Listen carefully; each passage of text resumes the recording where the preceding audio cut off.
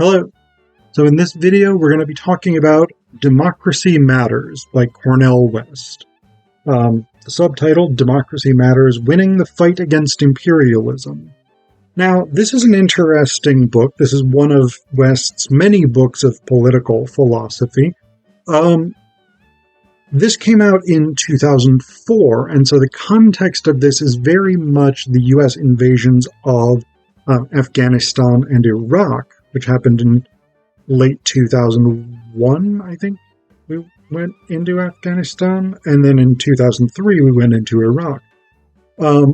West, like many intellectuals and many on the left, was very much an opponent of these wars, particularly the war in Iraq. But one of the big critiques that West makes is not just of U.S. imperialism externally, but of capitalist imperialism domestically. That is, he responds not just to military force projected outward by the U.S. military, army, whatever it is, but he also responds to inequality within the U.S. He responds to global financial system that props up neo-colonialism and that opposes movements toward equality and social or economic justice, things like this. So what West proposes as a countermeasure is democracy, but democracy in a somewhat specific way. What he's really interested in is a democracy that foregrounds not voting as such, because voting is a mechanism, but it's not an end in itself. But democracy that foregrounds social justice, mutual support, egalitarianism, empathy, and compassion, these types of values. And what he argues here, ultimately, is that there are three major traditions that underpin this approach to democracy. And he argues that we as a society need to work on embracing these three traditions and really foregrounding their true values.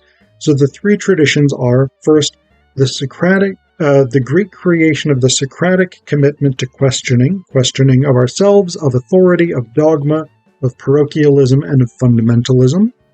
Second is the Jewish invention of the prophetic commitment to justice. Third, the mighty shield and inner strength provided by the tragicomic commitment to hope. So these are the three things that West is interested in here. And these are actually all explained fairly early in the book, in really the first portion. And then they get developed in more detail throughout the book.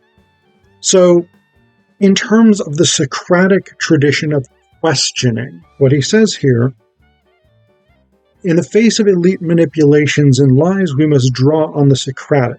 The Socratic commitment to questioning requires a relentless self-examination and critique of institutions of authority, motivated by an endless quest for intellectual integrity and moral consistency. It manifests in a fearless speech, parrhesia, that unsettles, unnerves, and unhouses people from their uncritical sleepwalking. So, this is, right, the academic tradition, or what the academic tradition is supposed to be. Often individual academics, and sometimes even academia, the scholarly community as a whole, fails to live up to this ideal.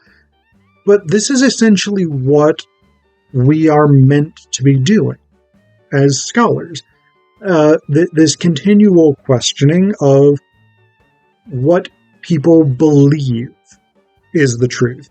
And I really like, there's a philosopher named Slavoj Žižek, And while he's controversial, and some of his more recent political takes I don't necessarily agree with, his methodology in a lot of his books, I think, is a very interesting model for this, because what Zizek tends to do in a lot of his books, he will start with, people think that this is the truth.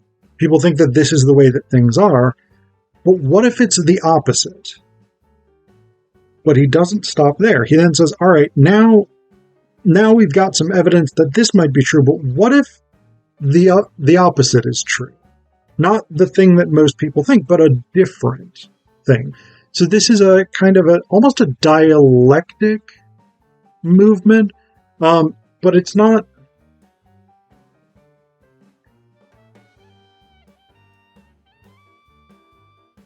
So, I mean, it's slightly different than a dialectic, because it's not just a merging of ideas. It's a reversal of ideas. But this is a really interesting technique. It's not the only technique, obviously, for doing this, and we can interrogate anything this way, and we should be interrogating a lot of things within our society. And this is one of the things that West says is most important, is this strident commitment to intellectual honesty, this attempt to challenge ideas and put ideas under scrutiny until we can no longer doubt the veracity of them.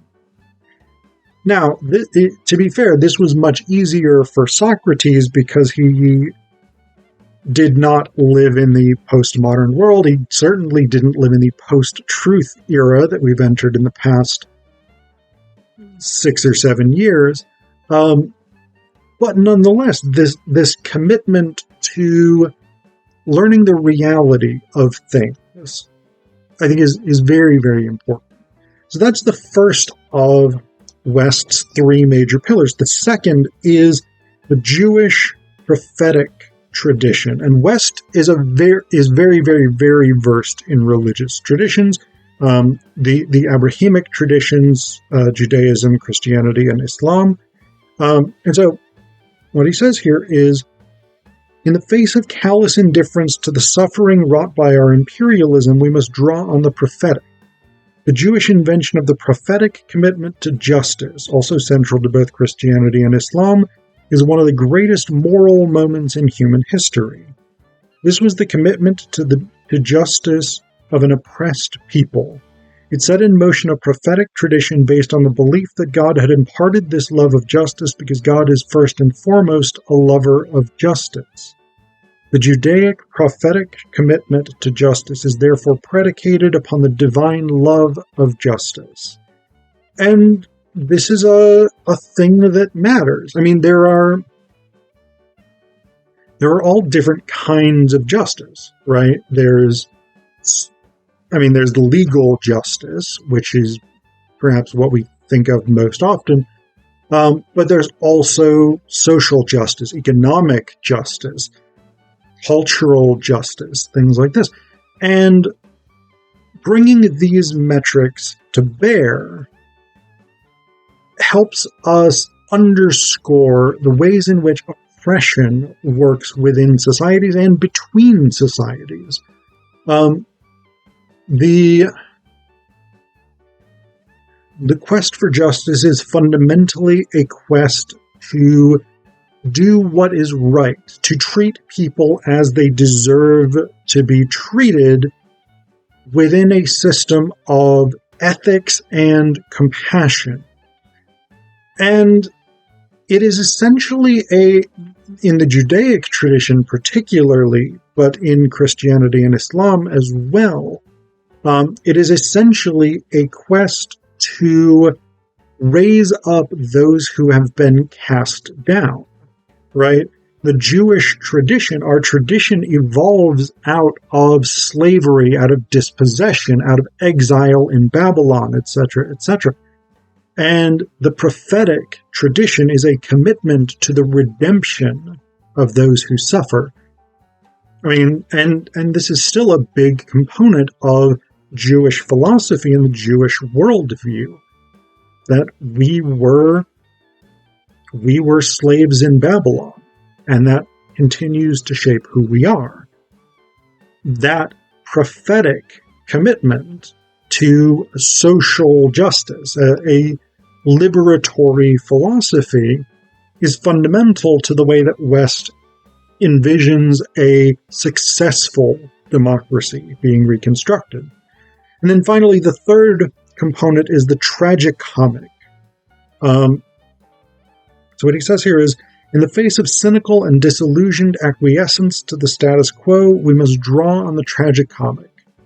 Tragicomic hope is a profound attitude toward life reflected in the work of artistic geniuses as diverse as Lucian in the Roman Empire, Cervantes in the Spanish Empire, and Chekhov in the Russian Empire.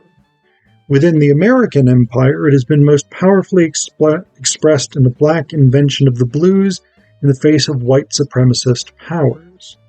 So essentially what West means here, what he's talking about here, is the ability to laugh in the face of existential destruction, in a way. The ability to find humor in situations that are otherwise tragic, right? This is what the tragicomic is as a genre. Basically, it has the structure and the hallmarks of tragedy, and yet there is humor, there is liveliness, there's life-affirmingness in it. The Russian philosopher of the Carnivalesque, Mikhail Bakhtin, I can't remember the exact phrasing, but he in his book on the Carnivalesque, he argues that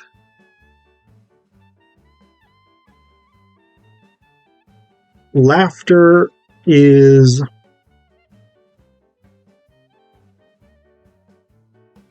the one thing to which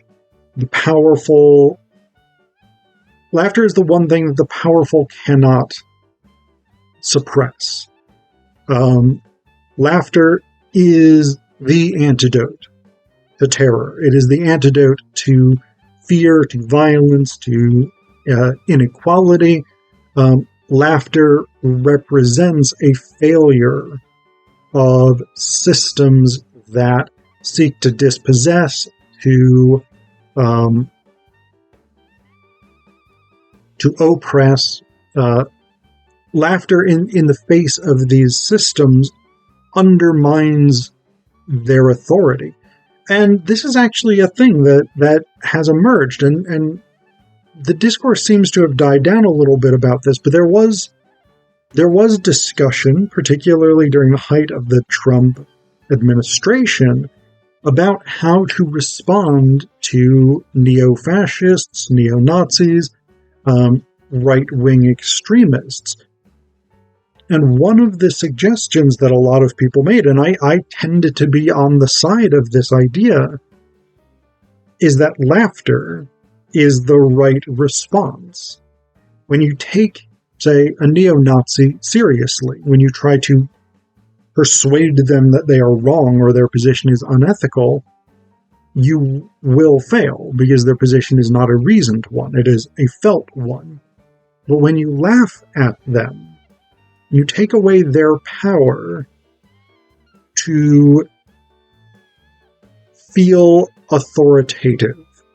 Because that's ultimately what this is about. The same thing with white supremacy, the way that West talks about in this book, right?